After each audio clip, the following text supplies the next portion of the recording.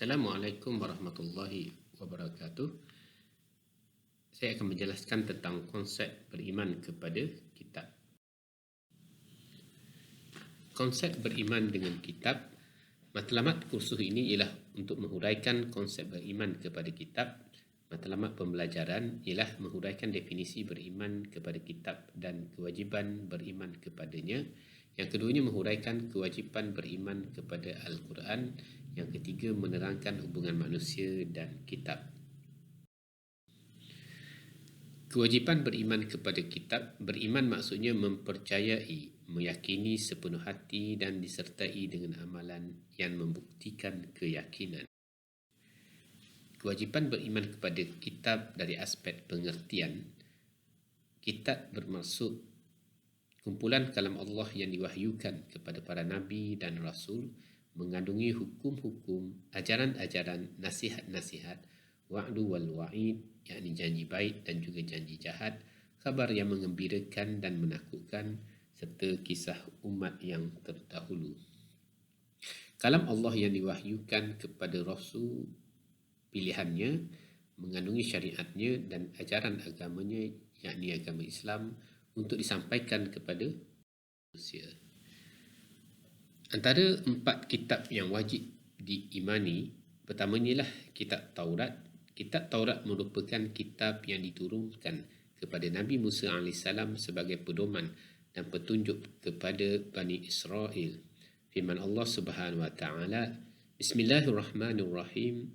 Wa ataina Musa al-kitaba wa ja'alnahu hudan li bani Israil alla tattakhidhu min duni wakila. Yang bermaksud, dan kami berikan kepada Musa kitab Taurat dan kami jadikan kitab Taurat itu petunjuk bagi Bani Israel dengan firman-Nya, janganlah kamu mengambil penolong selain aku. Surah Al-Isra ayat yang kedua.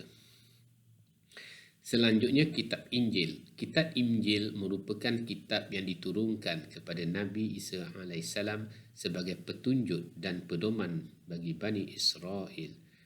Allah Subhanahu Wa Taala berfirman, wa atainal injila fihi hudan wa nur wa musaddiqan lima baina yadayhi minat taurati wa hudan wa mau'izatan lil muttaqin.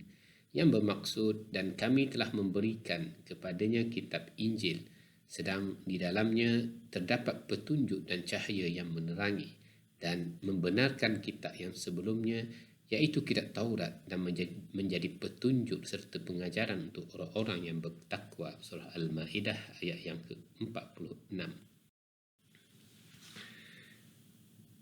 Kitab Zabur. Kitab Zabur merupakan kitab yang diturunkan kepada Nabi Daud AS sebagai pedoman dan petunjuk bagi umatnya. Allah berfirman, wa ataina Dawuda wa Zabura, yang bermaksud, dan kami berikan Zabur kepada Daud. Surah Al-Isra ayat 55. Dan yang terakhir sekali ialah Al-Quran. Al-Quran merupakan kitab suci yang diturunkan kepada Nabi Muhammad SAW untuk dijadikan petunjuk dan pedoman bagi seluruh umat manusia. Firman Allah dalam surah Al-Furqan ayat 1, Bismillahirrahmanirrahim. Tabarakalladzi nazzala al-furqana ala 'abdihi liyakuna lil 'alamin nazira. Yang bermaksud, Maha suci Allah yang telah menurunkan Al-Furqan, yakni Al-Quran, kepada hamba-Nya agar dia menjadi pemberi peringatan kepada seluruh alam. Kewajipan beriman kepada kitab-kitab, antara dalilnya ialah surah An-Nisa ayat 136.